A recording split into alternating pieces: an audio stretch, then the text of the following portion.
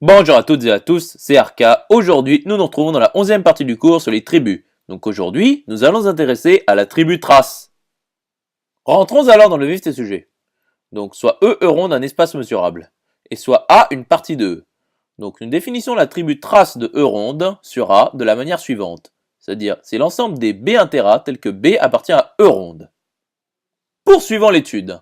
Donc notons pour U un ensemble, T ronde U, l'ensemble des tribus sur U. Donc montrons que ce que nous appelons la tribu de Thrace, c'est-à-dire l'ensemble des B intera tel que B appartient à E ronde, est une tribu sur A et non sur E. Donc l'ensemble vide appartient à E ronde et l'ensemble vide intera est égal à l'ensemble vide. Et donc l'ensemble vide appartient à l'ensemble des B intera tel que B appartient à E ronde. Donc l'ensemble des B intera tel que B appartient à E ronde est non vide. Et donc soit C appartenant à B intera tel que B appartient à E ronde. Donc il existe B appartenant à E ronde tel que C est égal à B intera. Or E privé de B appartient à E ronde car E ronde est une tribu. Et A privé de C est égal à A privé de B intera qui est égal à A inter E privé de B intera. Ce qui est égal à A inter E privé de B union E privé de A. Ce qui est égal par la distributivité à A inter E privé de B union A inter E privé de A. Ce qui est égal à A inter E privé de B union l'ensemble vide. Ce qui est égal à A inter E privé de B, ce qui appartient bien à l'ensemble des B intera tel que B appartient à E ronde. Poursuivons la démonstration. Donc soit CI avec I appartenant à grand I appartenant à l'ensemble des B intera tel que B appartient à E ronde puissance I.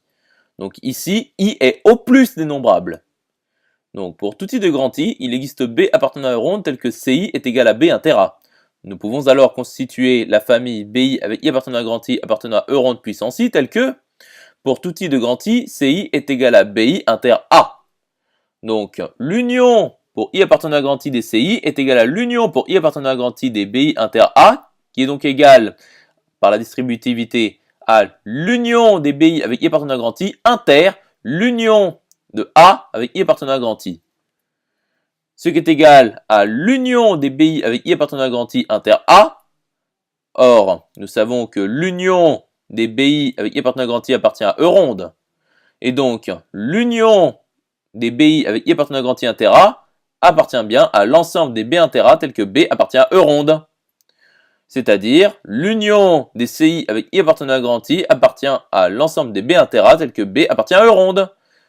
Donc finalement, l'ensemble des B intera avec B appartenant à E ronde appartient à T ronde A. C'est-à-dire que la tribu Thrace est bien une tribu sur A. J'espère que cette vidéo vous aura plu et vous sera utile. Nous nous retrouvons dans la 12e partie.